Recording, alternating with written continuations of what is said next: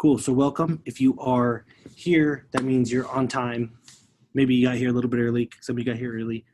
And we're here with Dr. Jeff Spencer. Now, what I want to do is talk about what we're going to talk about in this deep dive and why I think it's so important. Most people here are going to consider themselves high performing. They have big ambitions, things they want to achieve. And there's always this talk about performance and productivity, and sometimes they're used interchangeably, which I think we'll talk a little bit about why that's not always appropriate. But we think about productivity. So we're here, topic is peak productivity. We think about producing, getting stuff done, right? Creating some sort of outcome. And today I am joined with, again, Dr. Jeff Spencer, who, when we talk about production, we're talking about an Olympic athlete himself. So that's an impressive resume. We could just stop right there, and I'm already impressed. But also, phenomenal artist, and his glass art has been featured in galleries all around the world. So Olympic athlete, world-class glass artist, again, impressive resume. Has also gone on to work with and coach some of the biggest names in athletics, talking about, 8 or 9 Tour de France championships. You talk about Tiger Woods, Jim Quicks, Dave Asprey's, all these guys, Nike, U2, Bono. You got great stories about Bono. And so prolific achiever yourself. And then went on to coach others. And what impresses me about Dr. Jeff Spencer here is the understanding that there's like the production, and there's also the things that you do to protect the capacity to produce, right? It's not just foot on the gas all the time. And in our conversations together, that always comes through, and it's appreciated because it's a reminder. And so recently I've taken on a bunch of projects. We got amazing things going on, and I've been redlining. And I just reached out to Jeff, who is the person I trust the most. He's my corner man, one of my dearest friends. And I said, hey, I need help with my schedule. And what he did was he walked me through this methodology called the Champion's Daily Schedule, and how to operate in a place of peak productivity over a long period of time.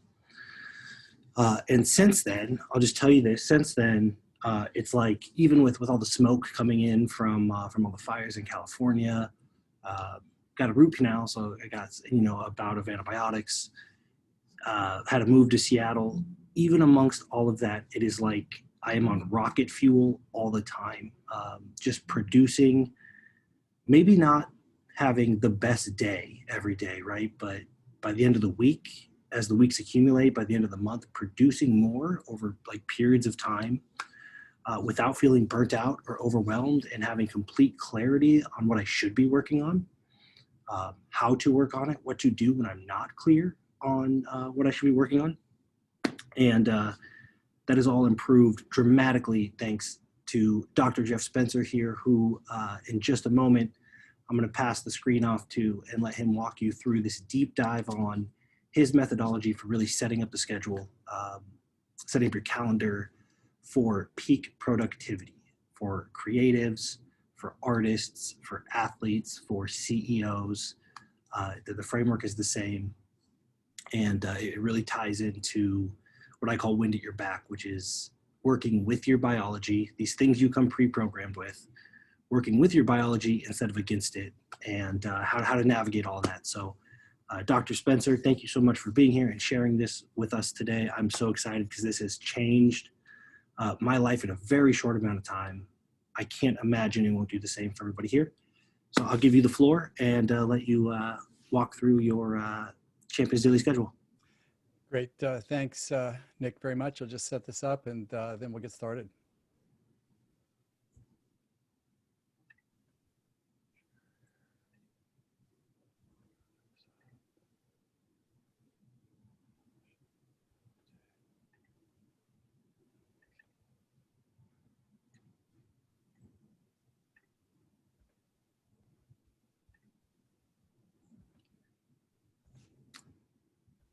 In the meantime, if you are, ooh, look at that.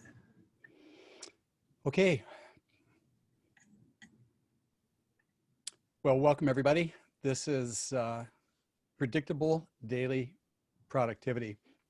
And these words have been chosen very carefully to represent what it is that we're going to be going through today. And when I look at this amazing picture in the background here of this windsurfer, it's pretty representative of what it is that high achievers know that most others don't, and they also know how to apply it. And you'll notice that to get the wind, to get the lift there, he needs the wind at his back. He doesn't need to be running into a headwind. And when he's got the wind at his back, then he gets the elevation necessary to get above the fray. And once we get above the fray, this is where we can really start to make inroads and develop that level of predictability that reduces our anxiety. And that's what's so critical about this entire topic here. So when we look at this graphic here, you'll notice that there's kind of two parts to this. Is that we have on the left side here, we have this beautiful gold medal. And on the right-hand side, we have 15 gold medals. And when we look at how each of those are really achieved, there's really two different processes here. And the first process, when we look at this, would be performance, as Nic said here. And when we talk about performance, that's kind of a singular activity that's geared towards like a very specific goal. It's like a one-off situation, very much like when I was in the Olympics. I mean, one of the performance metrics was, let me make sure that I crush the competition. And maybe that's just one particular event, but that one event really doesn't make a career. And when we look on the other side of the aisle here, we have this concept of productivity, which is really multiples of performing at the same incredible level of achievement, predictably, consistently, and repeatedly. And when we look at these two commodities side by side that coexist here, when we talk about performance, really it's kind of, again, singularly directed. Let's say it's a particular goal or an ambition, whereas on the productivity side, it's really an output rate. You know, how many units can we produce over time? And you'll notice here that one is like a one-off event, where the other one is something being created over time. And on the performance side, it's really more about like now, what is it that I need to get done now? On the productivity side, it's different. This is like deferred gratification. Like for me to become an Olympian, I mean, it took me 10 years to make that happen, but yet there needed to be a series of goals achieved to be able to manifest that. So again, they're not the same, but they work in tandem to be able to extract a person's greatness. When we talk about performance, generally this is something that's highly emotional, meaning that there's a big emotional payoff that goes along with it, where in productivity, it's calculated. So there may be some restraint required. There may be some discipline where things are taking longer than we would like them to take, but yet it's really calculated towards a larger manifestation that could be a legacy play type item. Performance is more tactical. We're drawing some tools out of the toolkit to be applied in a very tactical way. It's like moment by moment, whereas in productivity, it's more strategic. It's setting up strategies, it's evolving strategies, it's refining teammates, so on and so forth. So there is another level of distinction there that we need to be mindful of.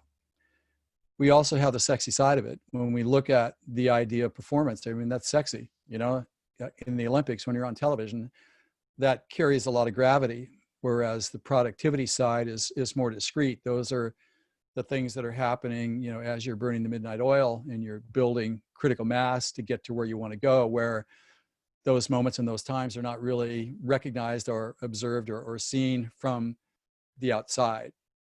And performance is generally really about showcasing me in the moment, whereas productivity is really about you or us, the audience, and the impact that that achievement will have not only on the value of life that we're creating for ourselves, but also on the impact that we share with others. So we need to be mindful here that performance and productivity, they really go hand in hand, and how those intersect and work together really create our manifestation capability. When we talk about productivity, which is the essence of our conversation today, how do we get there? And as Nic eloquently said, it's putting the wind at your back. Well, exactly how do we do that? Well, there are three things. Number one, we need a champion's mind. If we don't have a champion's mind, then it's impossible to get there. Our human nature mind can't really get us there because it's not thinking the right things to be able to close the gap between where we are and where we want to go. We also need sustainable energy, not just like a firecracker that's 100 miles an hour for like 10 seconds and then it's out forever. But we have to be in it, and we have to know that we can be in it over the long term to be a strong leader and to show up with confidence and certainty. And the final element that we'll be talking about today is that we need a daily schedule. The daily schedule is like a metronome. It's like the pacemaker that we run on. It's always whirling in the background. It's a scaffolding. It's the framing of the house, so to speak, that makes everything else possible. So let's talk about the champion's mind. When we talk about the champion's mind, as I was sharing with someone who is prolific, and we were talking about this idea of predictable, repeatable, consistently performing at the highest level possible, our productivity. I said, there's something that you really need to understand here that's fundamental to your ability to take charge of this and make this your normal rather than the occasional exception that you don't know how you create it. I said it really starts with understanding human nature, and that human nature and its relationship to productivity actually has two mentalities. I said, let me explain how this works here. He's scratching his head. Oh, what do you mean two mentalities? I thought I only had one mentality, just to keep pushing. So no, it doesn't really work like that. And that's why we're talking about it. So I said to him that the first mentality we'll call the human mindset. And we'll call it mindset because it is set. So if we go up here and you look at set, that means kind of it's not modifiable. It's actually set. And human mindset kind of is, and it is for several different reasons. But on the opposite side of this, we have the champion's mind. And you'll notice that when we talk about champion and we talk about mind, mind is not necessarily fixed, but it has a quality to it that has a conscious awareness that shows up that can actually think. It's not just a mousetrap reflex, but it actually has the ability to look at, to dissect, and to determine the value in the options, and then choose the option, and then enact those things that have to go right to execute the actions to get to where you want to go in least time with least effort. And I said, these two are at war with each other 24 hours a day for control over your decision making. And he said, well, is that the reason why I feel conflicted most of the day? I just kind of feel like I'm being tugged one direction and the other. I said, that's exactly right. It's background. You try to put your finger on it. It's very hard to do that, but yet you know that it's there. Because part of us is driven by the human mindset, but then we have the champion's mind that looks at it in an entirely different way. When we look at the human mindset, we're talking about default beliefs. Default meaning that they're hardwired into the body, and human nature is incredibly predictable. You travel the world, you look at what people are saying and doing, the language doesn't matter. Everybody reacts to the same thing and generally the same way. And beliefs are those things that we believe to be true. Doesn't mean they are. It's just those things that we believe to be true. And the thing that I told him is that you need to be mindful that the default beliefs is geared towards one thing and one thing only, and that's survival.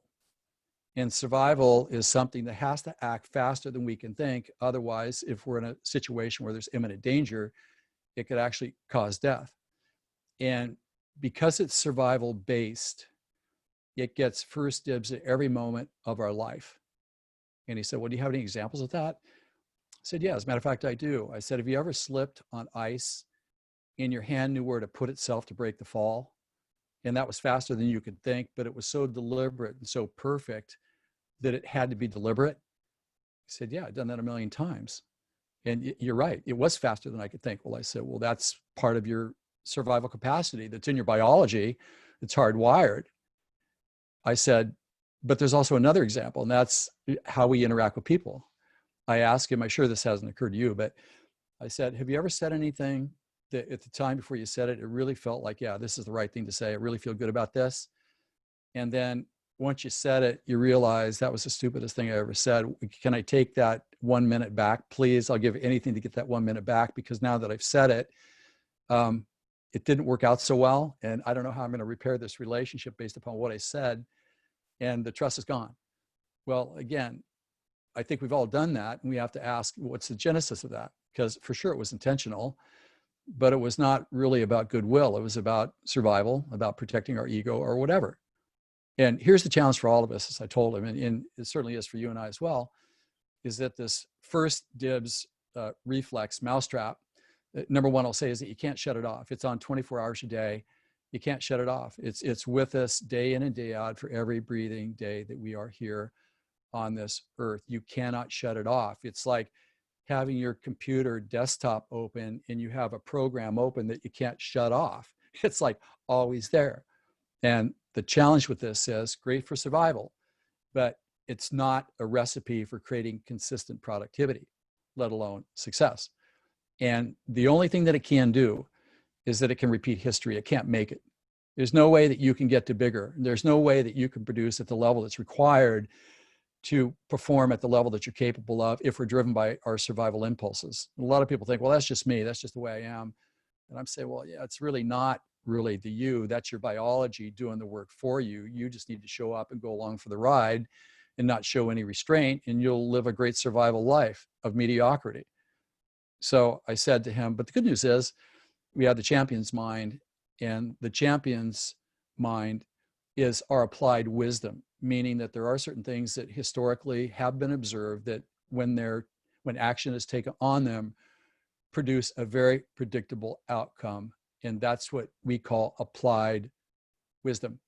And we all kind of have that if we really look at it and we really trust it. And applied wisdom takes us to another side of the island, which is excellence. That's what it cares about. It only cares about excellence. Where survival, you think survival cares about your gold medal? You think survival cares about your future? It could care less about it, because that's not why it's there. It's there for survival. And so if you run on that, well, don't plan on having a life of value contribution or productivity or prosperity.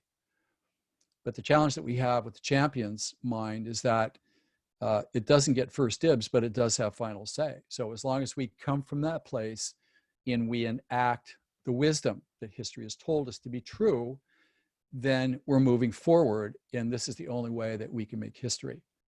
And that's what I told him. He said, well, can you explain this a little bit further? I said, sure. So let's take an example. I said, let's say, for example, you're wondering about the time issue.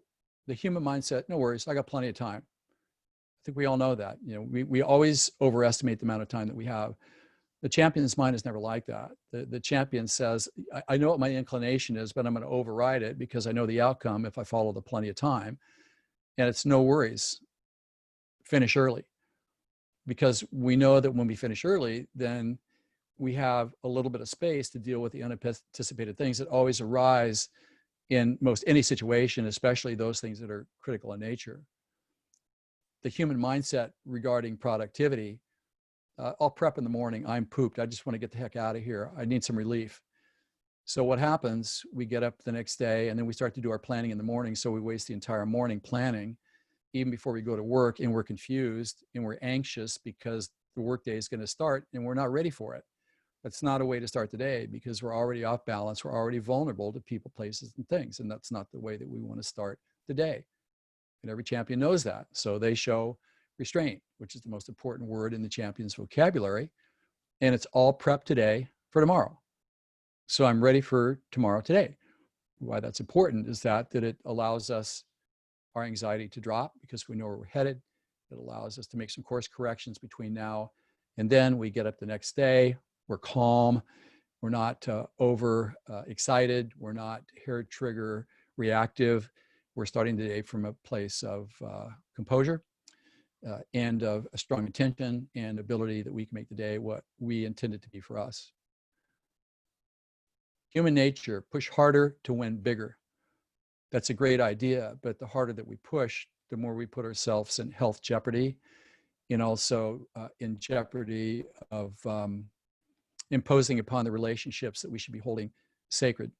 And we can't outrun this myth forever, because eventually it catches up with us in either a catastrophic health event or there's something that happens in terms of relationship detonation that can cost us decades of hard work and effort that we may never be able to retrieve back. Where the champion's mind is not about pushing harder, but it's to stop before you ruin it. Sometimes when you got the wind at your back, you have every reason to keep moving. That's the time where you should be taking a step backward to ride the wave as long as possible. And the champions know how to do that. They don't fall for the deadly trap of pushing harder to get to bigger, faster, because that's a myth that doesn't work out so well. Human nature, productivity, focus on the prize. Just keep your eye on the target, man. Don't take your eye off the ball. At all costs, do not take your eye off the ball. Champions know that that really sounds good to human nature, but it's not necessarily our ultimate friend. The champions know that you embrace the better option, because as we're in process, moving from where we are to where we want to go, there's always things that are arising that carry a certain potential for harm and a certain potential for opportunity. We avoid the harm. We can embrace the opportunity if we see it and we have the courage to engage it. And that's the best way to get to a bigger, faster. And it's a gift that we didn't give ourselves, but the champions always have kind of one eye, kind of like a chameleon, one eye kind of turned towards where the option is. It's hard to do when you're told to focus on the prize. Human nature, productivity, will and talent conquer all. I think we've all heard that myth, and we scratch our heads in bewilderment about the people that we know that have plenty of talent, but just can't get out of their way. Don't they know better? Well, no, actually they don't, and they've they've drunk the Kool-Aid, so to speak, here. So in the champions world, it's not will and talent conquer all. It's really about discipline and readiness rule. It's about showing up on time. It's about getting done what has to get done, even the grunt work, not the sexy stuff. And it's about preparation, doing the things that we have to do to get ready for next before next shows up. Because when next shows up, if we're not ready for it, we can't embrace it, and then it moves on. So when we talk about the human mindset, again here, we're talking about, let me just go back to this here. We're talking about believe, believe, believe. And what I do know about people that get stuck in believe overdrive, they're just continuing to believe, but they're not really crafting and creating the capacity that's necessary to be able to take them to where they need to go. And they just can't finish the job. They can maybe get past the difficult part, but they just somehow think that because I'm beyond the difficult part, it's a free pass to winner's circle. And it doesn't work like that. And the champions know it. So it's really not about belief, belief, belief. It's in the champions world, it's really about do, and do, because it's in the doing that we discover the accuracy of our preparation and where we can make the adjustments the most quickly to gain the traction to be able to move forward. So when we look at this in sum total, the rewards or the life that people live that are driven by the human mindset, their survival instincts, at the very best, they're continuously overwhelmed. And because they're overwhelmed,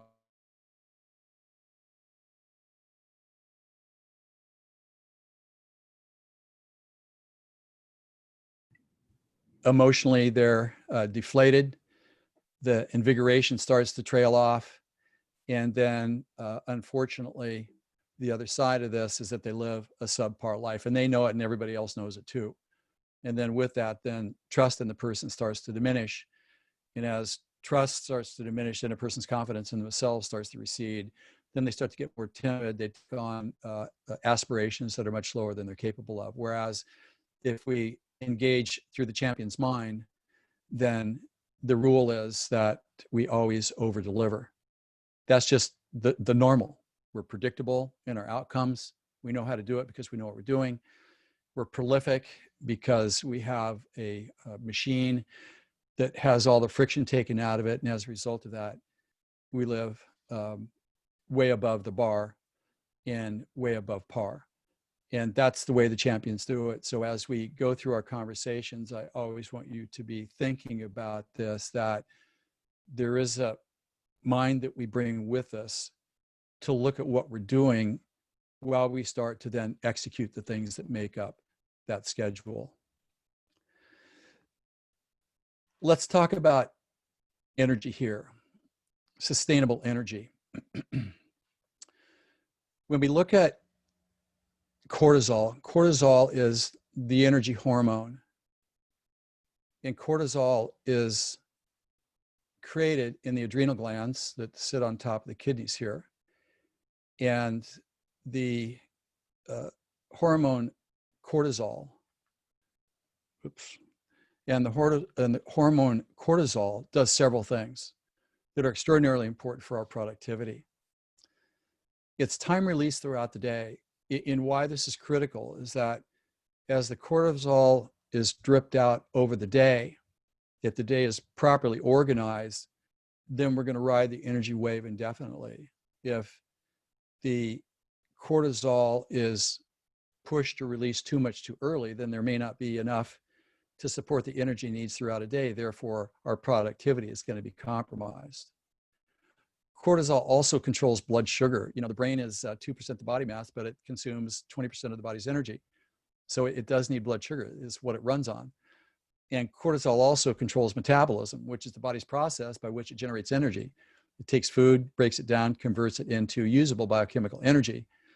And it also controls inflammation, among other things. And why inflammation is important that it be controlled is that inflammation is the gateway to virtually every catastrophic disease out there. Cancer, lupus, myasthenia gravis, you name it. All of these autoimmune diseases are inflammatory based. And a lot of that is because stress increases cortisol release.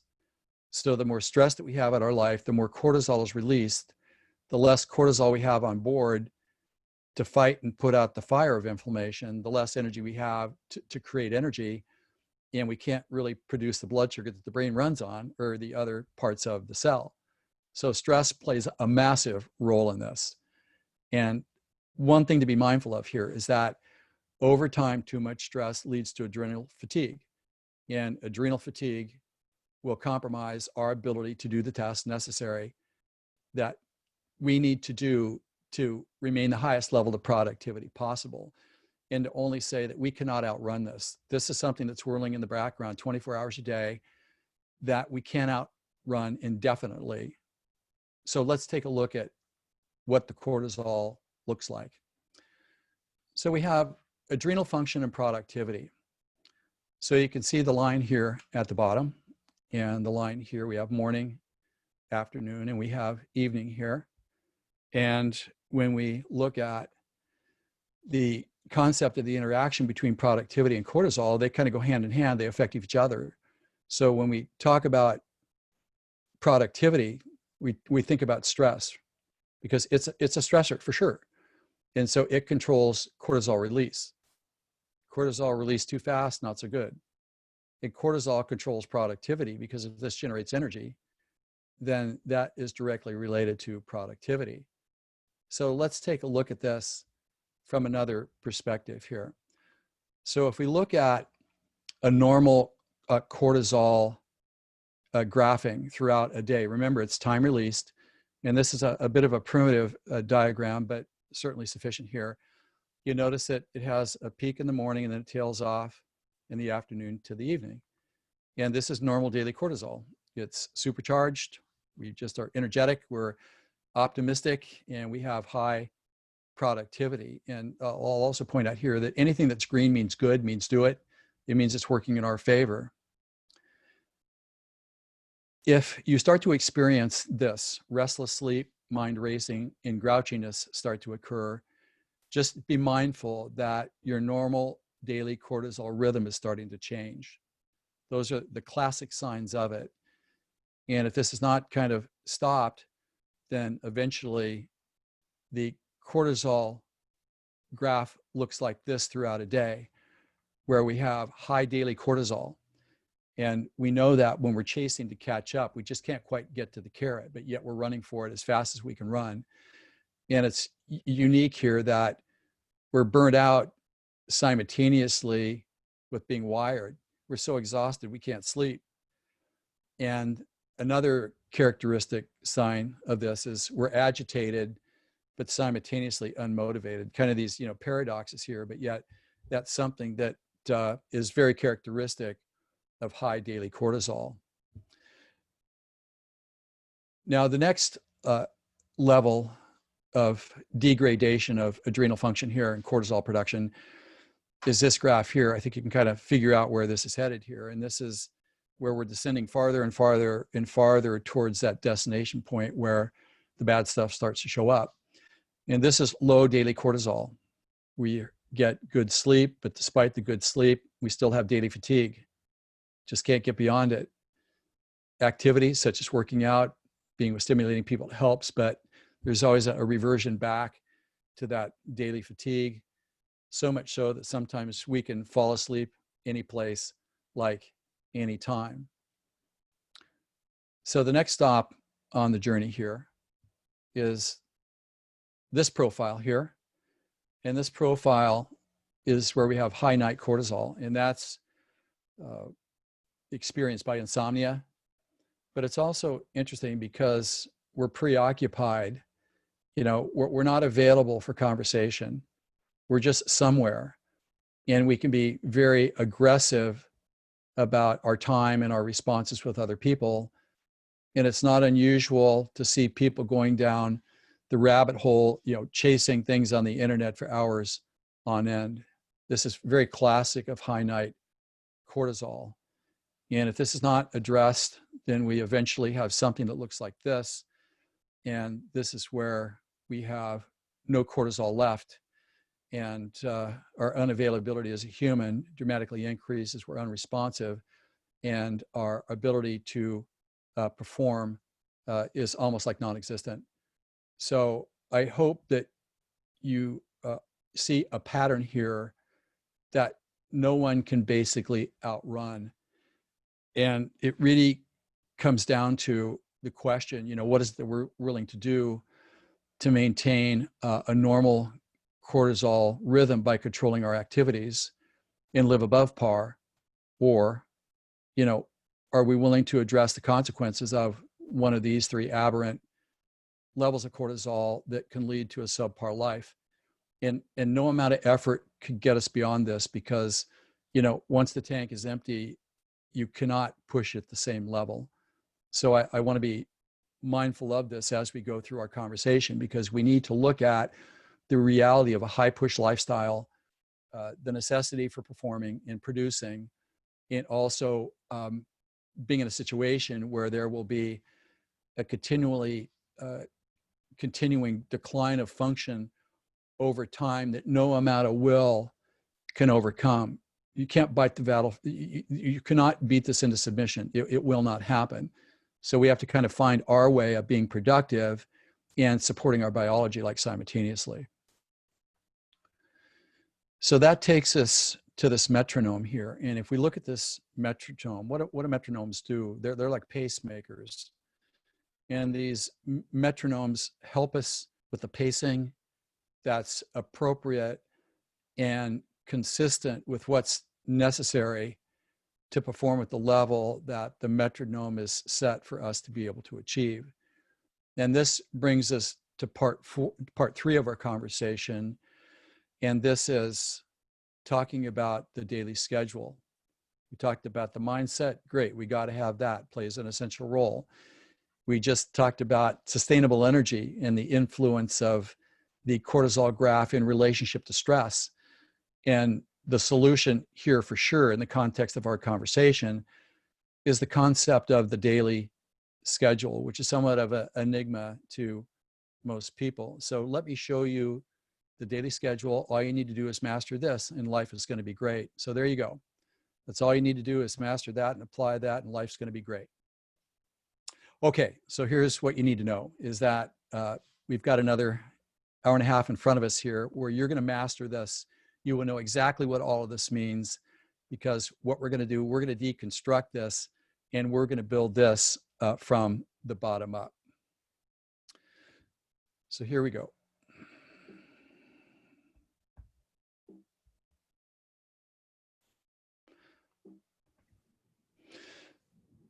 Okay, so when we come back here to the Champions Daily Schedule, sustainable peak productivity. I love that idea. So we have this line right here, and we've got this line right here. So the line above, this is actually the cortisol graph as it would appear for a normal person coming from a doctor's office. It would look like this. And then the line below it, this is like a cortisol timeline. If we kind of look at this and we're looking at the cortisol rhythm as being a daily rhythm over 24 hours, we'll make our timeline here at the bottom from 6 a.m. on one day to 6 a.m. the morning of the next day. Now we have these nice dashed lines here, and you'll see what we've created are basically 5 segments. And when we look at segment number 1, this is prepare. And notice that that goes between 6 a.m. and about 8 a.m. And what you'll notice with this, and let me just grab my spotlight here, is what you'll notice with this is that this is where the cortisol is actually rising. And it rises from 6 a.m. to a peak at about 8 a.m., right? So this is going uphill here, and that's significant. And now, so if we look at the next segment here, our next segment, let me just put this down here. Our next segment is perform. And perform here is between 8 a.m. and 4 p.m. And then if we look at the next segment here, this is where we pull back. And this is from 4 to 6 p.m. And what you'll notice here is that the cortisol graph starts to flatten out right here. So this is important because what this means is that, you know, as this is going down, then this starts to level off here, that we have an opportunity right in here between 4 and 6. This is an area of potential productivity.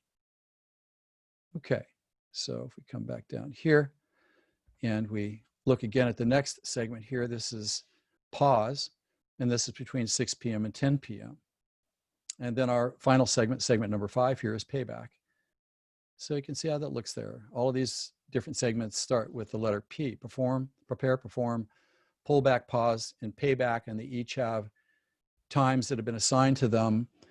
And let me say here that these at times vary a little bit from individual to individual and from researcher to researcher, but we can take this as being true enough here to have a very highly responsible conversation about all this stuff here. Okay, so now that we've done that, those 5 phases, those 5 segments actually make up 3 phases. We have our first phase. If we go to the arrow down here in the left-hand corner, these are the phases here. And the very first phase is readiness. And readiness is between 6 a.m. and 8 a.m., which is the prepare segment. But the point is here is that we've got to get ready for the day. We can't just show up and start. I mean, that's the fastest way to be off balance and make early mistakes in the day that can compromise our entire day. Not a good idea. So this is going to be our readiness phase. And then we have our momentum phase here between 8 a.m. and 4 p.m. And then we have our third phase here, which is recovery between 4 p.m. and 6 a.m. the next morning. It's made up of 3 different segments here. So everybody see that? Kind of a nice little organization here. So our next stop in our conversation is to look at brain waves.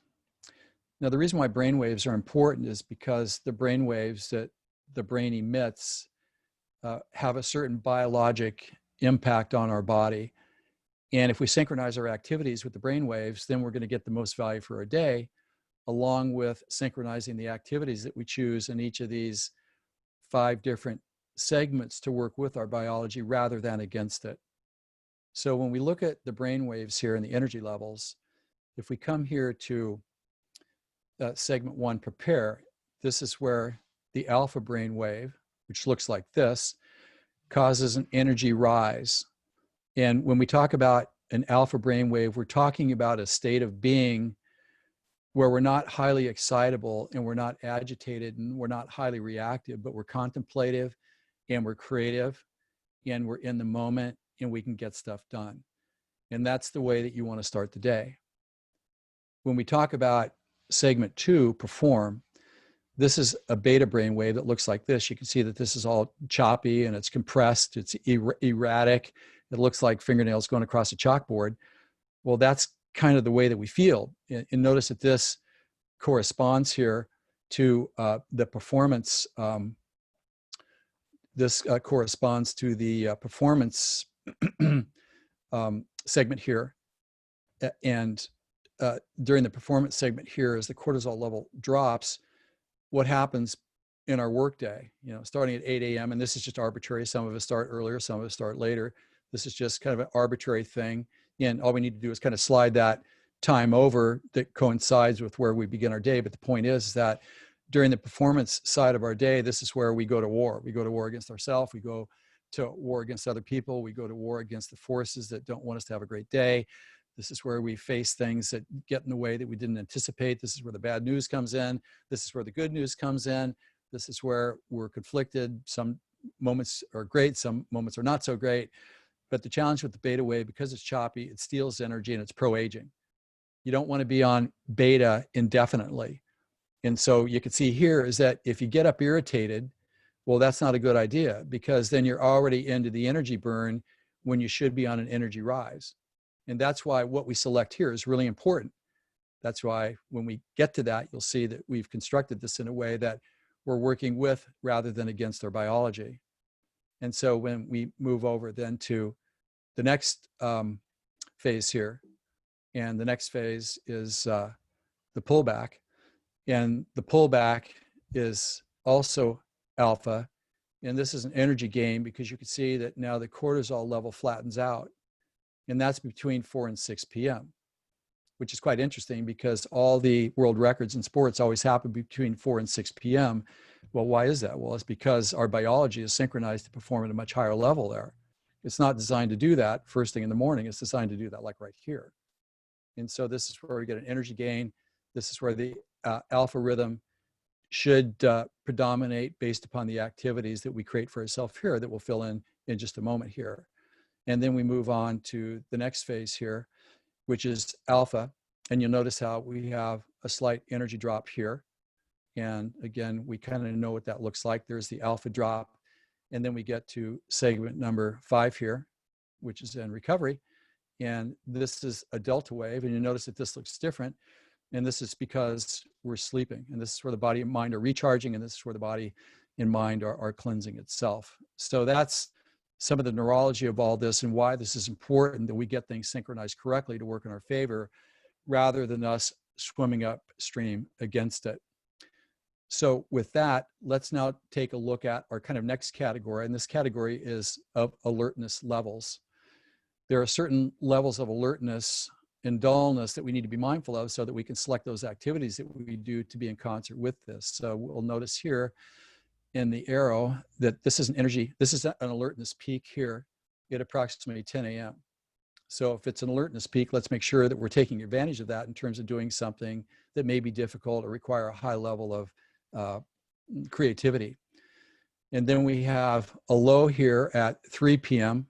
I think we've all experienced the afternoon desire to take a nap or pull away for a bit. So let's not schedule important stuff when we're in an alertness low.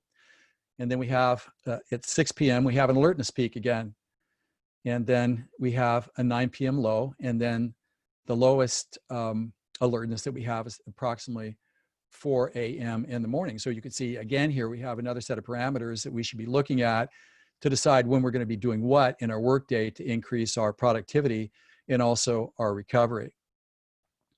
So a point that I want to make here before we move on is that the things that we're talking about today in terms of the Champions Daily schedule are highly personalized, and we'll be going through a variety of different things, kind of much like we're looking at a menu at a restaurant. Certain things will call out to us, certain things will not have a resonance with, and that's okay. The job is, do we really understand this and how we can improve our productivity by intelligent design? And the other thing that I'd like to say about this is that there is absolutely no right way to do this. Obviously, to get the most out of this, it has to be highly personalized for the individual, but that's a personal one-on-one sort of thing. That's not really what our conversation is here about or what we're trying to do here today. With that being said, we're going to start now with phase number 1, readiness, and segment 1, preparation. We ready? All right, here we go. So the very first thing in the morning when we get up, we have inbox and center for approximately 10 minutes. And the times that I'm going to give you are just general estimates that you should just keep as estimates. Don't look at these as being carved in stone. These are highly pliable. When we talk about inbox, what I'm talking about is that when you sleep at night, remember we were talking over here, like when you're asleep here, you have the delta wave, and that delta wave is what helps our mind and body recover while we're asleep. And what happens when we get up in the morning, the brain wave that we first encounter is called a theta wave. And look at this, you notice that this is now a different type of wave. And it is because this is a brain wave that happens during the deepest levels of meditation. And this is where a revelation and deeply critical insight come from. And so why this is here first thing in the morning, when you first have an awareness of a new day, where you're not quite up yet, but you know it's a new day. Most people get up like a dolphin at the SeaWorld Dolphin Show and grab a cup of coffee and they're out the door. They start answering their phones immediately. And that's a problem because we're getting into beta burn way too quickly. So if when we're in bed, we have that first awareness of a new day and we're in theta, if we take just a moment to check in with what's in our intellectual insight inbox, you know, that place of revelation where ideas show up. One of the purposes of sleep is to collate the things of the previous day and where personal and professional problems get solved. And a lot of times those answers are in our inbox in the morning while we're in that theta wave state, which is only a couple of minutes. You're not going to be there indefinitely. But if we take a moment just to see what's in that inbox, you may find a revelation that you couldn't solve in 2 months or 3 months or maybe even a year. So if we just take a moment to pause and check in the inbox, one of the most valuable things anybody can do.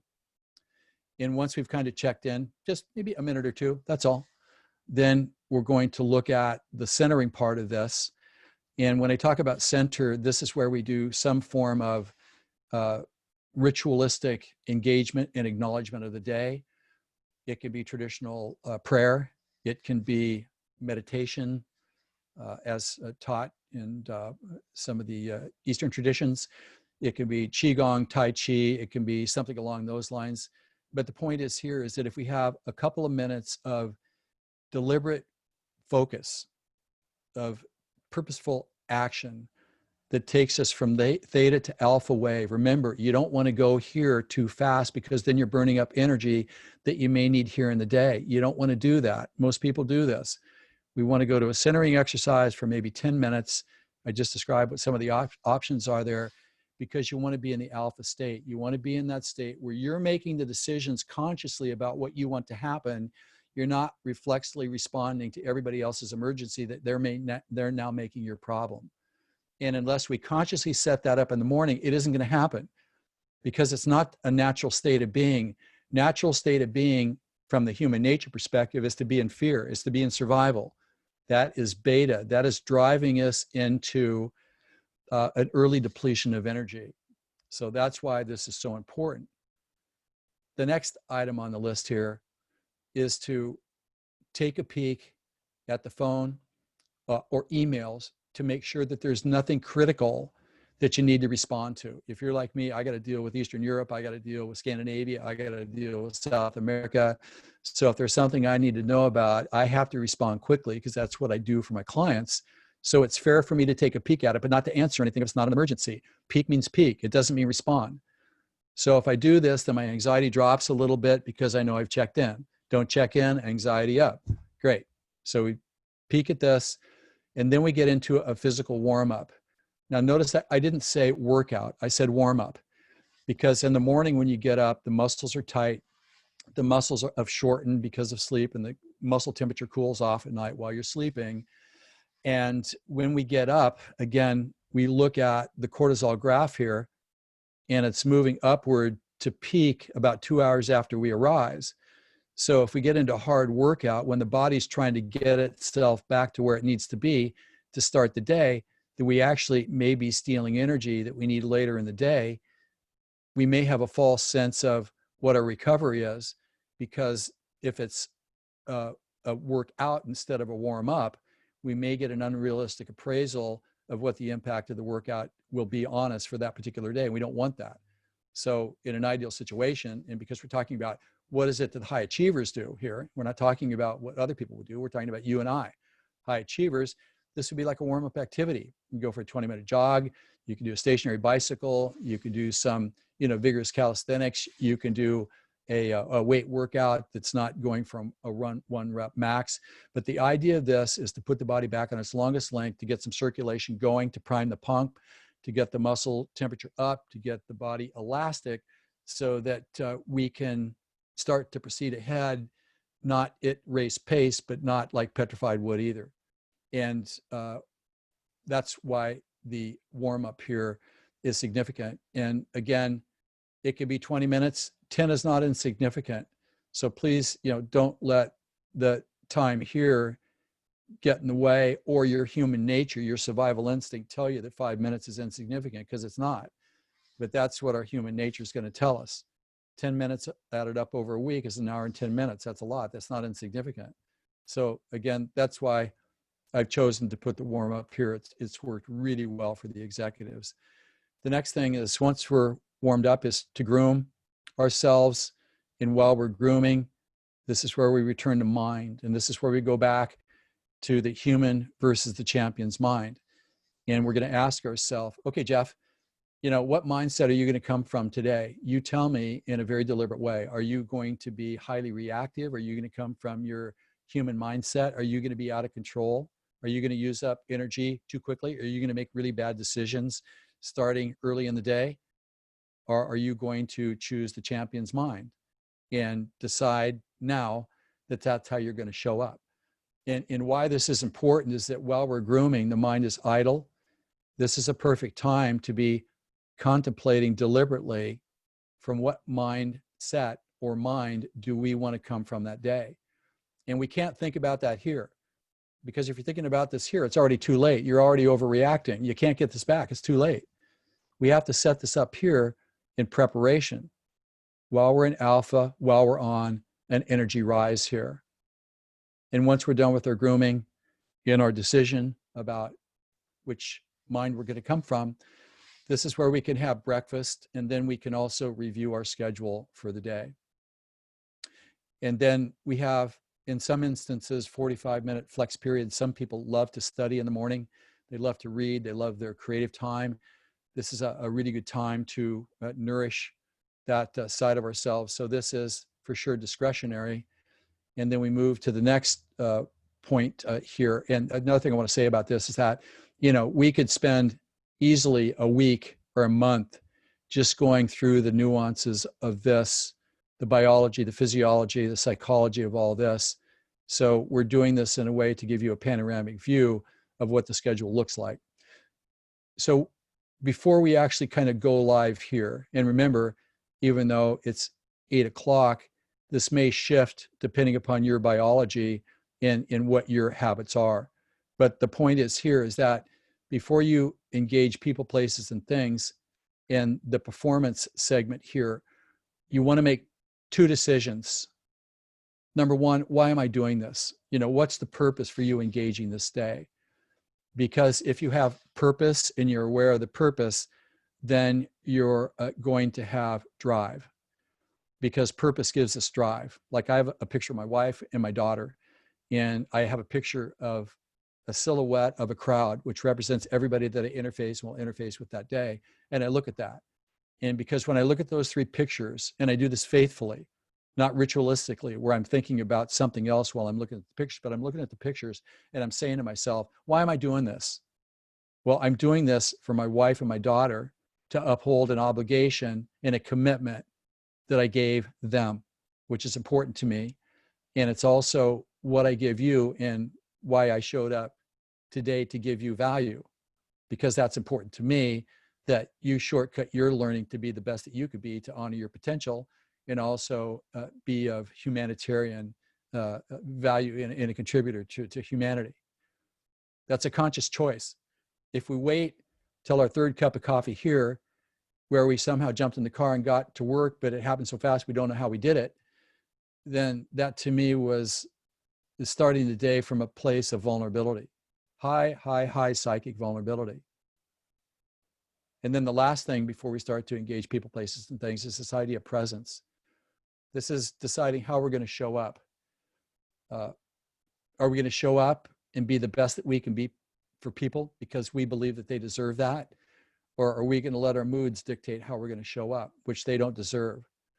You know, in my opinion, when we decide that we're going to show up from our best for everybody unconditionally, it's good therapy for us. You know, we can be working out our own problems while we're helping them prevent their problems and get over the challenges that they do have.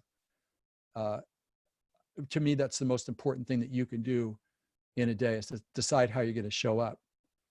My daughter that we adopted from Colombia at the age of 10 exposed the most heinous, unspeakable harm and insult from physical and mental abuse that anybody could imagine. And she may have, you know, permanent scars from that. Hope not. Pray a lot about it. She didn't ask for that. And if people had just thought about how they were going to show up, she wouldn't have to deal with that. So I think it's really important that we really decide what sort of a person we're going to be and how are we going to show up this day. Are we going to show up in leadership, or are we going to show up the way we feel? Important executive decision. So those are the elements that I've chosen to discuss here in the preparation segment of the Champions Daily Schedule. So let's move on to the next segment here, which is the Perform segment. And before we get into the details of that, I want to talk about introduce you to two productivity models. And the first productivity model here is a single push daily productivity. So what that means is when we start the workday, it begins with one vertical push as hard as we can go, and we're just going to hang on for dear life for the rest of the day. And a lot of people do that because they're afraid that if they don't run fast enough, they can't keep up, they're going to get left behind. And nothing could be farther from the truth. That's total mythology. But the challenge with this one maximum push from moment zero is that there is a predictable energy decline here. And you'll notice here that there's always a productivity crash well short of the finish line during the day, because you cannot run at this level indefinitely without suffering a productivity crash. And so I want to be mindful of this, because this is what our human nature wants to do. Our human mindset as it relates to productivity thinks I got to get the jump on everything, so it's full blast from moment zero. As a matter of fact, maybe I'll bypass all of this just so I can get started on this here to get a jump on the competition. What do you say about that? Well, it doesn't sound so good to me based on experience, but yet that's what our human nature makes us think. But the good news is that we have an alternative here. And that alternative is what I call the multiple push daily productivity. And it looks something like this. Is that when we start the day, we have a push, perhaps the hardest push of the day, but we're fresh. and we've had some insight because we checked in on our inbox and we prepared the day before. And then this push here, 90 minutes, some people say 20, but I like the idea of maybe 90 minutes, maybe even 2 hours. But then that's followed by a pause. So this is a push and a pause. And the pause is generally non-cerebral.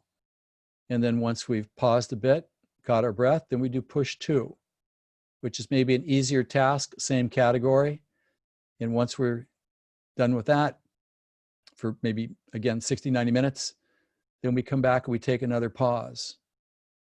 And then maybe in the afternoon, we come back for push 3, maybe different task. And then we pause.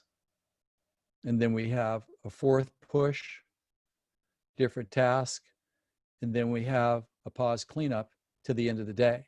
So what you'll notice here, we've kind of done this silhouette here, and you'll notice the productivity volume of the single daily push versus the multi-push, push-pause configuration here. So I just want to keep that in mind when we go through the elements that I'm going to share with you in terms of performance. So let's take a look at what that looks like right now. We're going to keep this multi-push daily productivity schematic here next to us as we go through with this. So here we go. Ready? All right. So the first thing is when we get started, and again, you can decide, and the time will vary. This O next to it means 2 hours. And so the first push here would be creative hardest, because generally in the morning when we're the freshest, and this is where we're supercharged, if we do this, then we can take on the hardest stuff first, because this is generally when we're our freshest, because the cortisol is peaking. And this also is where we have an alertness peak as well. So creative hardest for 2 hours. And then our push would then be like 15 minutes, maybe a little something to eat, some water, and then to move, so that the body that compresses itself, too much sitting, too much driving, too much computer stuff here, we opened up, we moved, do a little bit of stretching, move around a little bit, fuel up for 15 minutes, and then we come back, and then we do our second push, right? So the second push would be an easier task, maybe same category, but again, creative, because we want to take advantage of our creativity that's peaking between like 8 a.m. and 11 a.m. or so, maybe a little bit longer. And then at the end of the creative easier, then we would do our next pause here, which may be lunch for 45 minutes with a pause. And there's lots of things that we could do in here, but that's for another conversation.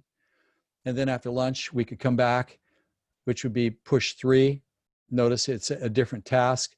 This might be technical, because in the afternoon, we know that we're going to be approaching a low. So if we do technical grunt work here, that's not as creatively intense, which we did here. Notice that we're working again with our biology, knowing the peaks and also knowing the cortisol rhythm here.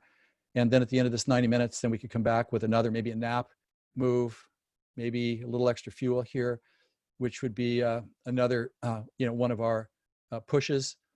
And then we would come back, maybe do our 4th push, would maybe be administrative. Again, grunt work, something that not everybody likes to do, but let's make sure that we don't do the admin early. Let's make sure we use our peak attentiveness and energy for the stuff that really matters here. And then after the admin, which would be a push 4 in the schematic, it could be anything you want. I'm just saying this for example here. Then we would come back with a final pause. And I want to spend some time talking about what this means right here. So we know that we're going to have a 3 p.m. low, a little bit either side of that. We know we're going to have a peak here. And so when we look at the admin as our 4th push in the afternoon, then this is how we would actually conclude the day. This is kind of a working pause, so to speak. And when I talk about the 3 lists, remember when we talked earlier about the human mindset for productivity, and we said that in the human mindset, we said that, what does it say about getting ready? Oh, I'll get ready in the morning. Oh yeah, great idea. Great way. Let's just throw yourself into a mental frenzy in the morning. Great idea. Perfect way to start the day. Off balance. I don't think so. So when we do our 3 lists, and the 3 lists are this: at the end of your workday, let's say the first session of the workday, and I'll explain a little bit more about that later, but the first session here, that could be 8 to 5 in a traditional work job. None of us have traditional work jobs, so it's a little bit different for us. But the first list is, you're going to look at the things on your to-do list that you got done, and you're going to make a notation of that. And you can write it in a journal, make a mental notation of it. I suggest that you journal it, because when you write it, it has a different level of impact on you, a different level of permanence, a different level of relationship. And when you look at that, you're going to have evidence of what you got done that day. Then the next list you're going to do is that you're going to look at the things that were not complete that day, that you know exactly what you need to do next on them, meaning that you could take any one of them and get started because you know where to start. And then the third list is going to be, okay, I've got some things to do here, but I have no idea what to do. And sometimes that's the way it is. And the reason why these 3 lists are important is that it demonstrates progress. If it's left up to our mind, we're going to discount progress or talk ourselves into a discount that's unobtainable because it's just too big. That's not good for the mind. It's not good for the morale, and it's not real. But when we look at the things that we did get done, that's significant. When we look at the things that we know where to start, well, that's what we're going to do the next day when we review. We're going to review the lists and the schedules that we created here. And so we're going to check that out here. So what does that mean to us is that we will have had an opportunity to create this here while it's fresh in our mind. We still have several hours before we go to sleep, which means that if we get an idea on how to improve this, we could modify this a couple of times, maybe even modify it here in the morning. So rather than creating it, we may have had a couple of opportunities to refine it. And so when we do that, it means that we can get to sleep and stay asleep because we're not really worrying about what we need to be doing tomorrow that we're going to do at that time. That leverages us against craziness and crazy thinking and irritability. So when we look at these 3 lists, there's another part to this, and that's giving yourself a score. And let's talk about the scorecard. So the scorecard, at least in my work that I do with my clients, the scorecard is not how many items you got through in the day. The scorecard is how well did you adapt to the unanticipated things that showed up. And if you stuck rigidly to what you thought you needed to get done on the list at the expense of better options, well, then for me, you get an F. Because what the champions do, as we discussed earlier when we were looking at the human versus champions mind chart, we said that the champions always embrace the better option. And so if we adapt well to the challenges or the opportunities that are presented to us in real time, then that's a real score. Because generally the lists that we create are things that need to get done in the future that we estimate the time that it will take to do them, but that hasn't met reality yet. So we're really not sure. And that's why giving ourselves a scorecard, in my opinion, is really important, because we do have to answer to some level of standard. And what I do know is this, is that the most successful people on the planet, and I'm emphatic about this, is that if you're always focusing on the 1 or 2 things that have to go right, that's how you carry momentum forward. Because if the 1 or 2 things that have to go right don't get done, then all of the stuff down below doesn't matter because you're not going to get there. And this is always reshuffling. And we should never take this as inability on our part because the primary list is getting longer. Well, maybe some of the items are becoming obsolete that we don't even need to look at in light of current revelation. And unless we take the time to do this, and what's human nature going to say? Oh yeah, it only takes 5 minutes. It's so small. Why bother? I'll remember what I'm supposed to do. No, you won't. It doesn't work like that. Unless we take a purposeful pause early to clean up here, you may not get another look or 2 at it to make it better. And the last thing I think anybody should ever do is try to make it up just before you start. It doesn't work, because what we think it to be may not be what it is unless we have some time to look at the options in a completely different way. And that's the reason why I say, let's make sure that we take the time to conclude the performance segment here that we've just arbitrarily said ends at 4, it may end at 5, it may end at 6, I don't know.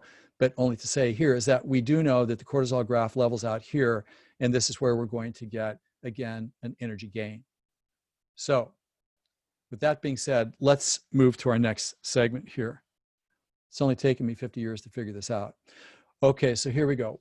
We're now moving into pullback here, and this is part of our recovery phase, of which we have 3 segments here. And when we look at the pullback here, the first item to me for consideration is a workout. Well, why are we doing it here? Why not earlier? Well, as I said before, this is where energy and the hormones and the mind are warming up to be able to hit the pavement running here and to be most effective and to really know what our energy level really is, rather than consuming it here and having an unrealistic idea of what we're going to have available tomorrow afternoon. We don't want to do that. So when the body's warmed up here, it presets the tone for a workout here. The workout here is perfect because when we're performing and doing our, push pauses here, that's in beta burn. We want to shut that down as quickly as possible to get into recovery. So a workout is kind of like washing off the day. And because of the cortisol rise here, again, this is where world records are broken in the Olympics, et cetera. And what this does is kind of washes the day off, meaning that it creates a mental reset because we're doing something of high physical engagement that takes us away from brain activity. So we start to recollate the body immediately when we do this. And when we start to work out too, we're creating global body circulation that the body needs, that's been congested throughout the workday, sitting, standing, desk, whatever it happens to be. The body needs to kind of move and get the temperature up again to start to process the metabolic debris that the body's created throughout the day. And the reason why workout here is also important is that when the mind starts to collate the day, we may actually have revelations here that we can already improve tomorrow's schedule, so we're even more effective tomorrow when we begin, because of what we discover here that was gifted to us because we weren't thinking about it. It was in the shower and it showed up, makes us have a better schedule for tomorrow. That's the workout. So in addition to the workout, dinner, maybe. Some people eat early, some people eat late. So I'm leaving this as an open question mark. How long it's going to be, that depends too. If you're by yourself, that's one thing. If you're with family or you're going out with friends, well, that's another. But just to say here, why I'm suggesting this as a consideration. Well, after the workout, we can generally be hungry. So there's a good fit there, but there's also a good fit because we now have this attention peak here that we don't want to waste at dinner. This is almost like round 2 of performance. So while we're going through this progression here, we're making progress and we're ending the day with everything put away where we know where we're going to pick up tomorrow. But we can come back here and we can do some refining because there is a peak that runs for a couple of hours and then we have this low at 9 p.m. And so why don't we use this for a chance to take another look at things? And so when you space this out with workout and dinner, and then we have another item to put into this, which would be flex 30 minutes. You could call some friends up, you could call associates, you could do some reading, whatever. There is an opportunity here to do something of whatever your discretion is. But the point is, let's set ourselves up to take advantage of our biology, like right here. And so that's how this is constructed and put together here. And you could do dinner here. There's no harm done at 7, for sure. So with that being said, let's take a look at our next segment here, which is pause. And again, this is in recovery. And this is where we have approximately an hour and a half that we can use to refine things that we may have completed here, but we saw that we could do something about because we listed this here, that we can come back here and do some refining, not necessarily heavy tasking. But again, we got this window of opportunity here. We don't want to put this to waste. So we could refine for an hour and a half. This may be an hour, maybe 45 minutes, who knows? But we can just generally say that this is the amount of time that we have available for here. But what's really important during this pause period here, which is between this and this, which is 6 and 10 p.m., is that setting the stage could be the most important 10 minutes you do all day. Why do I say that? Well, when we're talking about setting the stage, this is where we set the stage for tomorrow. Meaning that tomorrow morning when we get up, let's say this is the next day here, right? The thing is, you don't want to get up irritated. You don't want a free trip to mental Mars too early in the day, because then you start off balance. So setting the stage is really for tomorrow. Two things we do. We could put our food out for tomorrow. Whatever that is, just put it out so you know where it is in the morning. So you don't need to wonder where the bowl is. You don't need to wonder where the peanut butter is. You know where it is. And you put your clothes out too. Make sure that there are 2 blue socks, not 1 green sock and 1 blue sock. You pick that up in the morning, you pull it out of the cabinet, the chest of drawers, you go berserk, because now you got to find the green sock again. You know, we don't want to do that. We set ourselves up for success tomorrow by putting our clothes and putting our food out. Only takes 10 minutes. Easy to do. And remember, while we're doing this, our mind is on idle. We're always considering the possibility of a revelation that we may have got from doing this, or perhaps something else on a list to make another revision. So this is not and should not ever be considered a waste of time. What's a waste of time is when you don't see the opportunity to create a better, because we were so involved in a push and hyper focus that we missed an opportunity to create a bigger, better, faster for free. And then in the pause here, then there's stretch. I'm a big fan biologically in the evening of stretching, because when we stretch, we put the body back on its longest length. It takes tension out of the body. When tension's out of the body, we can get to sleep and stay asleep. Tension out of the body, any pain that we have is greatly diminished. It puts us in a better state of mind. It keeps us in alpha. We want to stay out of beta. We want to stay in alpha here. 10 minutes of stretching at night, you know, while you're starting to wind down, is a perfect antidote. Also, because when you go to sleep, you know, whenever that is, generally we sleep in a bit of a fetal position, or, you know, unorthodox positions that shorten up the body. And when the body cools off at night, as the body temperature drops and the muscles get short, then we start to go into a contraction posture, so to speak, even though we're lying. And then when we get up the next day, we're kind of compressed and we're bent over. That's not natural. We don't want that. We want to make sure that we go to sleep as elongated as possible. So when we get up the next day, we're in postural vertical, because postural vertical is where we conserve energy just standing, because the body's on idle. But if we're hunched over, it takes energy to stand. And so we want to conserve as much energy as we can for being productive here and supporting a really good recovery here, so that we can gradually ride the wave to a peak to hit the pavement running here, to have a productive day where the outcome is getting what we wanted to get accomplished, rather than fumbling balls on the 1 yard line, so on and so forth. And then a final thing in the pause stage here is to taper off till bed.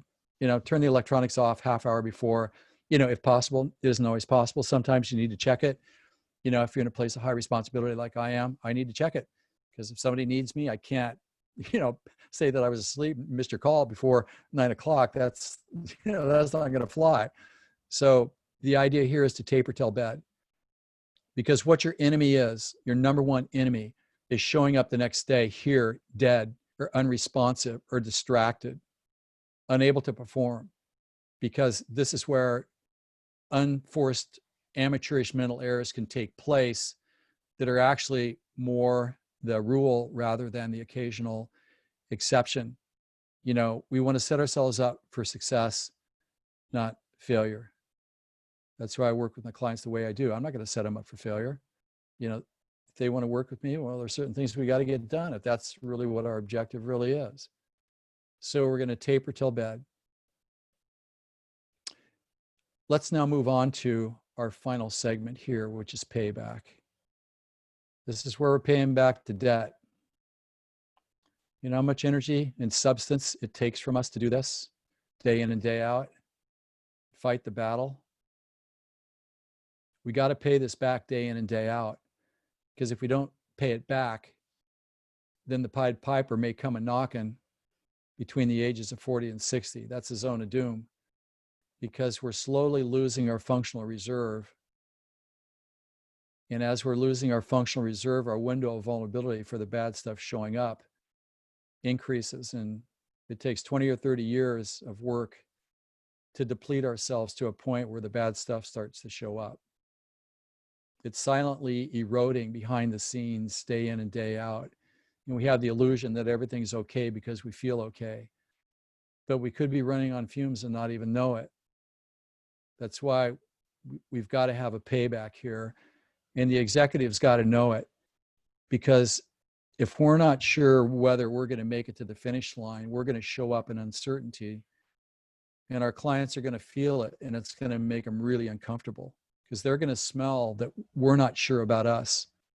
And they're going to smell that like leadership compromise.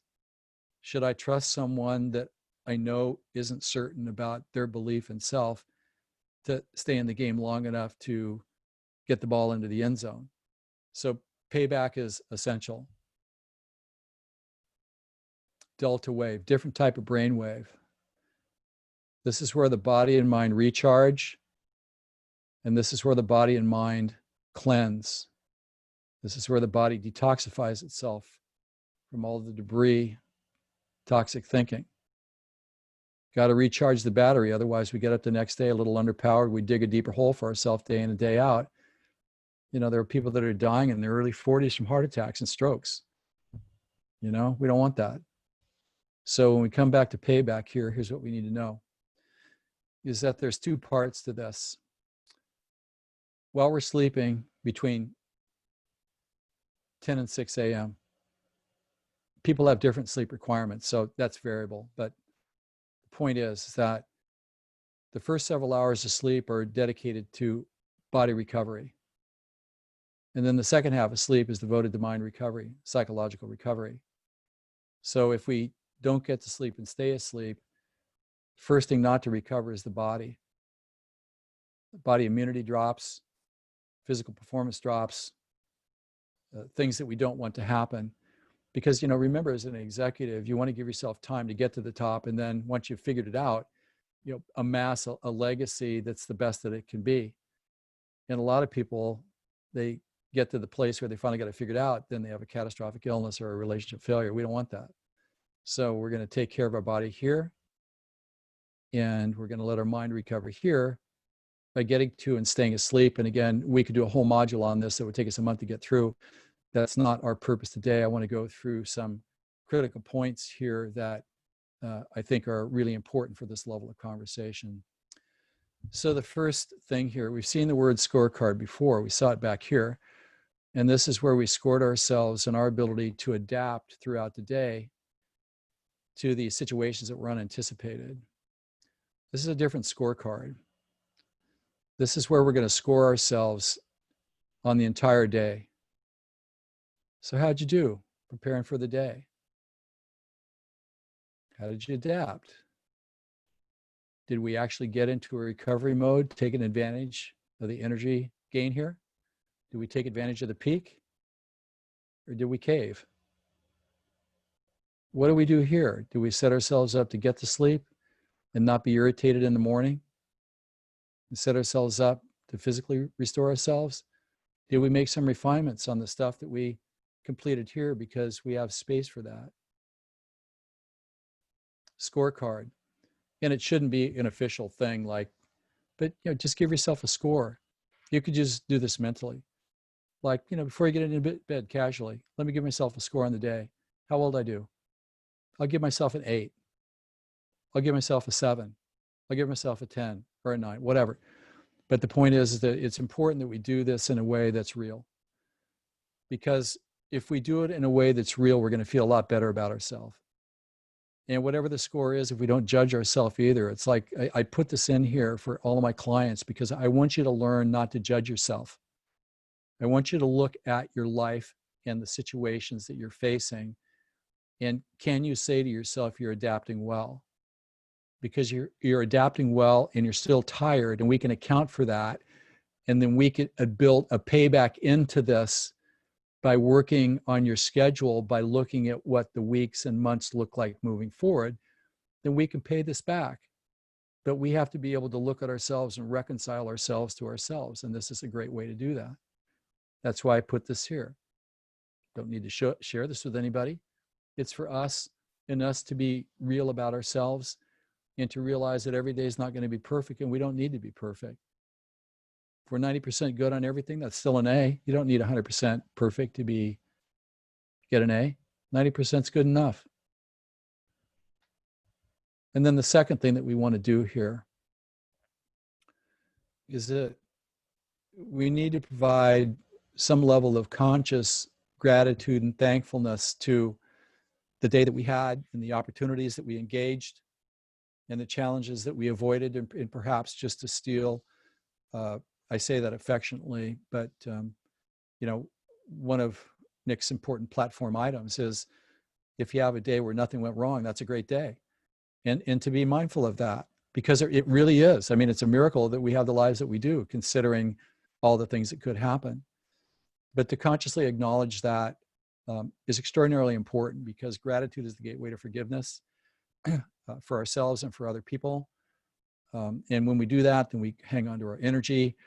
It allows us to gracefully conclude the day. And we do this kind of in bed. We don't need a special place to go to do this. It doesn't need to be a big deal. It just needs to be something that we do that we're conscious of. And then finally, we give ourselves permission to get to sleep and stay asleep. And we'll see everybody tomorrow at 6 a.m. Because the world doesn't need you for the next 5-7 hours. It doesn't. It can do without you. But we need to make sure that we set ourselves up for the best tomorrow by basically doing what has to go right here. And remember the first item, remember the inbox here, the theta wave inbox, deep meditation revelation. When we get to sleep and stay asleep here, then all of a sudden that's available. But if we're too restless, or we're getting up and walking around at 1 a.m. because our cortisol rhythm was off, remember those red lines that went everywhere that were not in synchronicity? And we said that the color red is like, you don't want red. Red means bad. Green means good. As long as we're staying out of those zones by purposely paying back the debt on a regular basis. And I do this with my clients. I keep track of where they are in their burn, because I want to make sure that they don't get too deep into the burn without the payback, where they have an untimely detonation that takes them out of the game at a point where perhaps the greatest opportunity of all time shows up. I mean, a lot of this stuff is completely predictable, but unless we have a schedule that we can follow, we don't have access to it. It's just not available. So in summary here, when we look at the construction of this, where did this come from? Well, it came from my experience in the high performance world over the last, dare I say, almost 60 years, actually, as a participant, and by working with people in all disciplines, perform at the highest level, not just get to the highest level, but to stay at the highest level.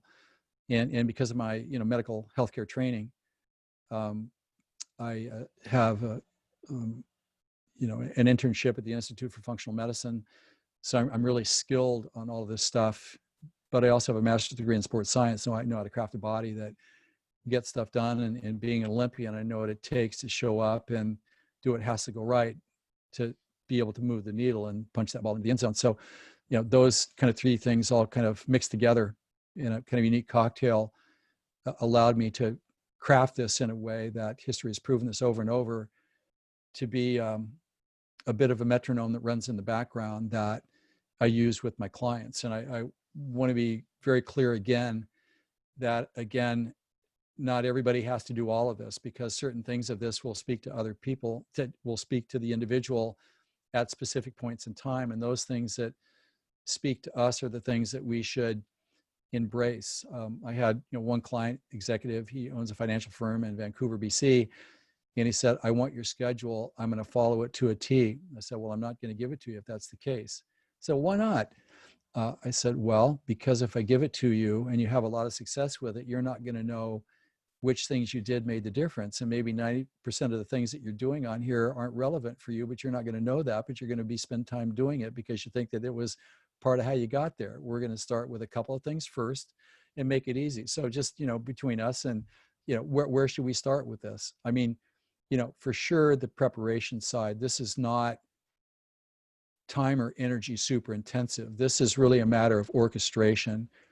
And for sure, the mind, man, decide, you're going to come from the human mindset. Look at the chart.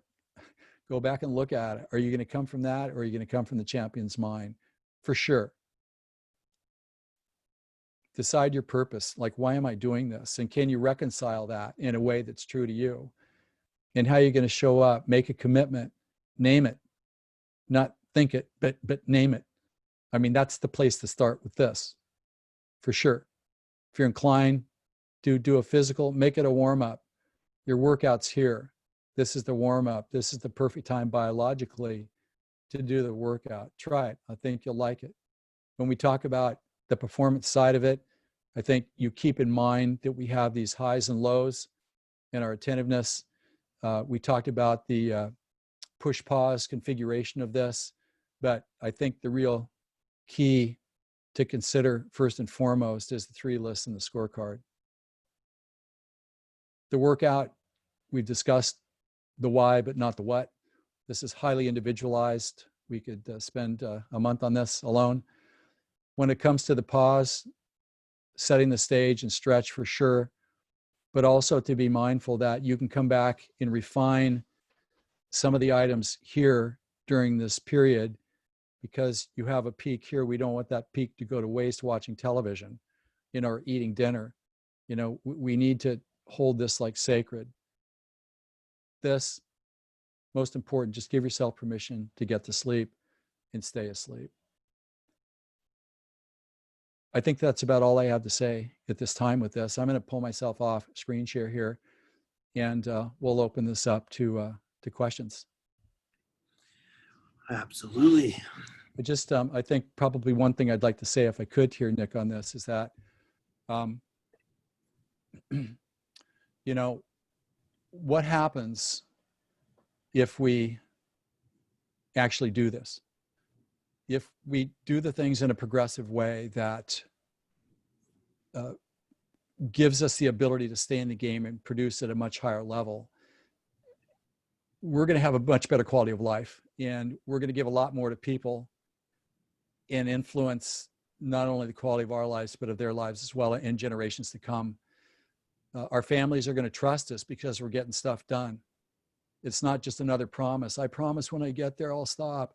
No, we're going to start delivering on some stuff where people start to trust us. Our colleagues trust us. They want to engage with us. They want things to happen through collaboration. This is where we start to have belief in knowing in self that we actually have what it takes to be able to get the job done. What happens if we don't do this? Well, if we don't do this, then we're just going to limp along with everybody else. And we're going to start going down the rabbit hole. And when we get to work, we're going to resist what we're doing. We're going to chase the, Facebook refresher, 20-minute purges, indefinitely. We're not going to feel good about the fact that we're not producing. We're going to think something's wrong with us. And we're going to start to lose confidence in ourselves. And to me, even bigger than that, we're talking about our legacy and what we're leaving behind in terms of what we did with our time and our talent. And we're all responsible for what we do with that. And, once the pass through this dimension's up, we can't go back, and there are no redos on this. And so that's why this is critical for me, and why I'm so passionate about being someone that wants to bring this forward to help shortcut other people's paths to their own bigger futures. Absolutely. Great. So what I'll do real quick is in just a moment, like I said when we started, Jeff helped me with my schedule. It's been like I'm just on rocket fuel ever since. And what I'm going to do is I'm going to end the share. So this is streaming live right now. I'm going to end it. It's going to go down. I just wanted to give people an opportunity to tune in. And then after I end that share, I'll kind of share some of the components that I implemented, why it worked so well for me, I think. And in the meantime, if you're on the Zoom right now, if you're actually in the live workshop, the deep dive, there's a Q&A button. You can just drop in the Q&A and ask questions. And we have about 20 minutes to work through them. So if you get it in, we'll answer those questions. So I'm going to end the live share. If you want to drop onto the Zoom, you can go to peakperformanceontap.com, register. It'll give you all the steps to get into our world. So let me end that real quick. All right. So Jeff, what I'll do is I'll kind of share some of the conversations we had and why it worked for me. Benson, Dan, Chantel, Jeff, Cassandra, Sonia, Tom, everybody that's still here. I am an entrepreneur, which means I make my own schedule, which sounds awesome. But Dr. Spencer, you've probably recognized this over the years. It's also very, very dangerous because you can always push this back an hour or push it to tomorrow. And so I got in that, exercise has always been a part of my life. And exercise started getting moved around to whenever I knew I could get it done. So it started getting pushed earlier and earlier and earlier. And hindsight's 2020, my motivation levels became less and less consistent. Some days I was on fire, some days I was wiped out. And so where we started, when we did your what would be like your kind of roadmap, right? And you basically said, hey, just word vomit stuff on me. I'll find the clues and we'll figure it out. And obviously you have a much more robust process than that. So I'm way oversimplifying, but what it came down to was, for me, my background in exercise and it being so important for so long, that's where we started, right? It said exercise, you got to exercise at 4 p.m. And there's multiple reasons for that. But you got to exercise at 4 p.m. And that's, for me, that's the keystone. I'm not super rigid. I'm not going to try to follow that schedule tomorrow, step by step. But you got to exercise at 4. So I made that move and I felt a little bit better. It's nice to me to know now if I'm exercising at 4 and I'm sticking to that, then I have to, I can't hop on a phone call at 3:15, right? So I could start to kind of figure out how to manage my day a little bit.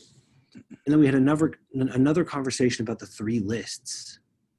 And you mentioned those 3 lists, which Benson says, what are the 3 lists? I'll break it down the way I use it. It was basically make a list of everything that you've gotten done, everything you didn't get done, but you know exactly how to do it. You just ran out of time, or whatever. But you know exactly what needs to get done. You just didn't get it done. And then a list of things that need to get done, but you're not sure where to start. And the nature of the way my brain works, that has to go before you work out. You got to get that out on paper before you go exercise, right? So what happened now is I give myself time. I make those 3 lists. I go to the gym. My next day, I realized afterwards, I was waking up in the morning and spending an hour or an hour and a half trying to figure out what I should be doing, right? Because there's so many things going on. There's so many problems to solve. And that was eliminated by making the lists the night prior before working out. So now I got my workout time, I'm making my 3 lists, and my mornings are more productive than they've ever been. So you get that momentum. And so that's really the sense that I've built out from that keystone exercise time. I've added, with Jeff's help, Dr. Spencer's help, I've added things here and there. But I just want to share with you guys, that's where I started. That's why I started where I did. Workouts are consistent. I find my exercise, my actual routine, my actual exercise may not be as intense as I'm used to. but the rest of the day is I'm exponentially more productive. So there's again, kind of to Dr. Spencer's point, when you get up and work out at 5 in the morning, you just kind of like stimulate and go pound the weights. You don't realize how fatigued you might be. And so that trickles over, for me, it would trickle over into my work. I'd be brain dead at noon, which is not a good thing. So started with the workout. Before that was the 3 lists. Those 3 lists gave me a tremendous amount of momentum in the morning. I just started getting stuff done. And I found all that stuff I was blocked on somewhere between the exercising and the accomplishing things I was clear on. A lot of those unknowns would crystallize for me. Mm-hmm. Right? So then my next list, the things that were on the list as need to get done but don't know how to do it, the next day were need to get done, now I know how to do it. So it just creates this kind of ongoing cycle of doing the things that it should be doing at the right time. The other thing we did was put all my phone calls between noon and 3. My private clients between noon and 3. That gives me my mornings to do, the hardest, most creative tasks without getting interrupted with phone calls and stuff. So hopefully that's helpful for you guys as far as kind of figuring out where to start, and hopefully helping you understand the benefit of the 3 lists and the exercise, which is huge for me. But also you can start, and Dr. Spencer, correct me if I'm wrong here, but you can kind of start with like a keystone thing. Yeah, for sure. Yeah, it's the best way to do it. If something calls out to you, and usually 1 or 2 items speak to the individual, that's where you start. I just want to emphasize again that we kind of went through a full menu today. Mm-hmm. And maybe you're already doing, 50, 60, 70% of everything. That's great. You don't need to do anything more. And sometimes when you go with the item of highest value, you eliminate several of the ones under it that may be secondary to it. And it's important that we understand what's creating change in our life so that we can economize on the maintenance feature of it. Like I told the person who wanted the entire thing to follow it to the letter, I said, no, I'm not going to do that. Otherwise, you're not going to know what's making the difference. 90% of what you're doing may have no effect, but you don't know that yet. So we're going to be progressive, and so you can be confident in what you're doing in the construction of your individual program. Yeah, that's an interesting risk, because we used to talk about it in a different context, like training and exercise nutrition, which is a component of the schedule. If you change the way you exercise, if you change the way you eat, if you change, now you walk to work instead of drive, if you change all those things and the results are beneficial, they're positive, the new problem is you're kind of married to doing all those things. Correct.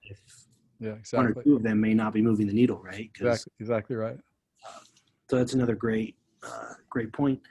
So Benson says, what are the 3 lists and the scorecard?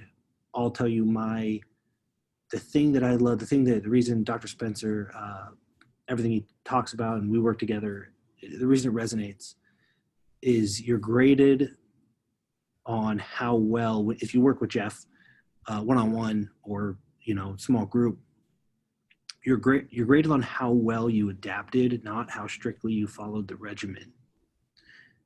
And that's important because that's what I like to think that I do, because better opportunities, more efficient paths will show up. And if you have like kind of these blinders on and say, nope, I'm not going to pick the more efficient path because I'm following the plan, that's actually maybe counterintuitively in your world, that's a failing grade, right? To not recognize. Yeah, for sure. Absolutely. Awesome. All right. So question from Chantel here. In the morning warm up, when you talk about kind of the warm up and we talked about stretching and elongating and all that stuff, are you looking at targeting a certain heart rate, or even maybe, this is my addition, is staying under a certain heart rate, so a certain level of stress? Yeah, I think you should be able to acknowledge a conversation while you're working out. If you can't hold a conversation, then it's too hard. We'll just kind of make it real practical here. And remember, the idea here is to gently warm the body up. Full body exercises are preferred, so that you can promote as much global body circulation as possible to get the temperature of the muscles up, and also get the waste products and the garbage that was collected from the cells while you were detoxifying at night. You want to mobilize that stuff and get it out of the body. And you do that by cardiovascular activities that aren't too hard. If you go too hard, you're actually producing free radicals that are biomolecules that actually harm and pro-age the body. So that's why we want to leave that hard stuff for the afternoon. Awesome. So Tom's got a great question. It was, I think, addressed at the very, very beginning, but I think it's a really important point, because this question is going to come up over and over with, Dr. Bruce is a mutual friend with the chronotypes and all that stuff. Is the start time set at 6 a.m. for a reason, or can the whole graph can kind of be slid over to a 7 a.m. or 9 a.m. or a 5 a.m.? Yeah, as I mentioned, everything is like highly personalized, and just the whole graph can be slid over, because if you look at the research, it's like the timing of all this kind of doesn't change in terms of taken as a whole with all the 5 different parts. I mean, I just carved them into 5 parts. So generally, if you're kind of like me, you like your first kill by sunrise, so I'm an early bird, up and moving early. So this would be accurate for me. If it actually could be a little late for me, whereas some people, they do really well at 11 o'clock at night. We just kind of slide it over, and it works really quite well. We just need to really respect individual biology on this and not try to swim upstream. So correct interpretation on that. Fantastic. Here's a great one. This is another question that people are going to have, regardless of what their hobbies or sports or whatever. Dan Sorkin asked, when's the best time of day to focus on building muscle memory, like developing a skill or learning a skill? He dances as a hobby, so doing dance that's great. to get the right movement. What is there a way we could kind of discern where that would fit ideally? Yeah, well, it's like, it sort of depends. I mean, the dancing thing, remember, we've got that attentiveness peak at 6 p.m. And that's pretty juicy right there, because dancing is, it obviously requires thought, thinking, deliberate action, if it's traditional forms of dancing. So one of the best ways of all to be able to build a better brain actually is dancing. So I would say that, again, that would be a pretty darn good time for that. Would be, maybe early evening-ish, or it could be, I mean, I kind of like that. I think, in the morning, maybe it's a little bit early for that, so that's the way that I think that's, again, it kind of falls into that, 4 to 6 window. And that could actually be your workout then, wash a day off between 4 and 6. You could do a little bit later as well. I think it's a great idea. And sometimes dancing like that can be very vigorous as well. It's its own athletic event. Yeah, I find, and again, you might find same thing with myself anyway.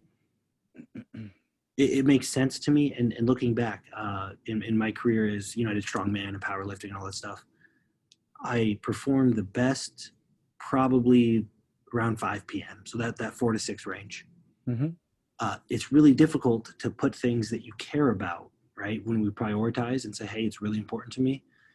It's really difficult to put it at that time, because going into it, you feel kind of tired.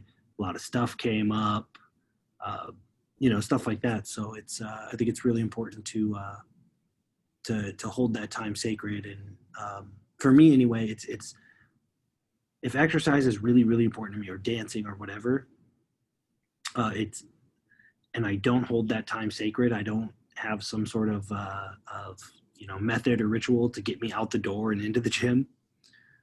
It can be difficult. It can be difficult to actually, get up and moving at 6 p.m., at 5 p.m. I think in these things, you need to look at this as like a business imperative, because I mean, it really is. People may look at it as a luxury, but one bad decision made because your mind is confused by trying to push too hard, too long on anything. Sometimes we need a purposeful space that our human nature will not allow us to give ourselves, but the champion's mind would, because the time to not make decisions is when you've got your back against the wall. That is not the ideal time to do that. So I feel that we need to be very conscious of, again, going back to the human mindset versus the champion's mind, and really look at what does history tell us about what we're considering here.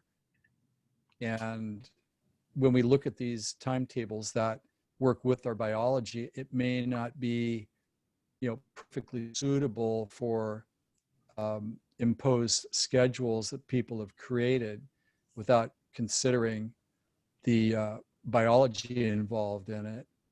But when in doubt, work out. That's basically the rule, because again, the worst thing is to make a decision when you're confused or tired or uncertain. That causes for pause. And if we're consciously aware of where we are and what our inclination is and our vulnerabilities, then we can prevent a lot of problems that people find themselves trapped by because of the mythology that's associated with high performance and getting to where you want to go in achievement and success. Because a lot of it's not what it really is. It's just something that's tantalizing to our human nature. But our human nature is not really the best source of credibility if we want to create a life of excellence and achievement. That's the champion's mind for sure. I'm so happy you opened with the champion's mind. Dan says, thanks, have to jump. This is great. Absolutely. So here's what I encourage you guys to do. We did create that group. It's on the Mastery Mode platform. Continue the conversation in there. What I got to do is I got to get Jeff in there and give him the freedom to respond to all of you if you guys have questions. But the next step, right, is I can't tell you how much, especially if you're a business owner, but if you're an athlete, if you have anything important to you, and if you're an artist, spending the time with Jeff, we get a lot of time together. It is one of the best investments you could ever make, if not the best. It's a force multiplier, meaning you go hire a business coach. Whatever you learn from them is going to be amplified by having your schedule dialed in and not blowing yourself up. That's the risk when you have a lot of stuff going on, is blowing yourself up. So what I encourage you to do is go to Jeff's website, click the apply button, and it's what a connection call. It's like a 15-minute call just to make sure that you feel like they're a good fit and they can help, or you can help them. And then there's a roadmap process on the back of that, correct? Yes. So that's drjeffspencer.com. Click the apply button and just hop on the phone. We do spend a lot of time together, but this particular, to full transparency, this particular exercise, Champions Daily Schedule, was maybe 35 minutes to really find that keystone for me. And then it's just been an ongoing conversation to build around it. So hop on if you feel like you are ready to have that conversation. Please go to drjeffspencer.com. If you're not sure or you want more to do, you can go to beforeyouwin.com or GAR Masterclass, GAR Masterclass.com. You can see that the graphic behind Jeff. Let me make it a speaker view. That graphic behind Jeff, the Champions Blueprint, that graphic is the roadmap. My team paid almost $10,000 to walk through that, to have Jeff walk us and our private clients through it. It was worth every penny. You can go get a massive discount on it if you go to garmasterclass.com. Promo code, all caps, champion, and you can jump right in there. It's just more of Jeff's methodology for becoming a repeat achiever. So let me check the Q&A one more time. These are great questions, by the way. Yeah, great questions. And Dr. Jeff Spencer, thank you so much. Anything you want to leave them with before we head out? It's really important, like right now, to demonstrate leadership and achievement, especially in today's world. When we think about winning and losing and success, I personally feel that we have a moral obligation to perform at our best, because that's how we honor our talents and our life opportunity. It's also how we say thank you to our friends and our family and our benefactors and our mentors. When we succeed, they succeed, and they'd love to see their contribution manifest by us succeeding and continuing to succeed and evolve. And probably one of the most important reasons why achievement is important is that it shows other people what's possible. And in today's world that's gone stark raving mad, I think it's important that we have guides that can show us a path forward where there's a lot of noise out there, and to be mindful that there's only one of us in all of creation, and we're here to demonstrate our skills and fill a vacuum that only we can fulfill in the human experience. And there's always room at the top for the best, and we're not deciding what best is. We're talking about ourself and our own ambitions, whatever those are. And the thing that I do know is that if you don't have a schedule that keeps you in the game, that acts as that metronome that's pacing the movement forward, life can be just chaos. There's got to be a steady metronome that allows us to conserve energy. It also allows us to show professional restraint and start to trust ourselves as leaders and as manifestors. And we do that by being able to create repeat successes. And that's something I think that we always need to keep in mind. The mantra, just wanting it bad enough and working harder, is not a guarantee of success. Unless we have a framework that holds sacred our ambitions, it becomes very difficult to be a consistent peak performer. So thanks again, Nic, for the opportunity to share this, and look forward to more conversations. Excellent. We will see all of you guys soon, I'm sure.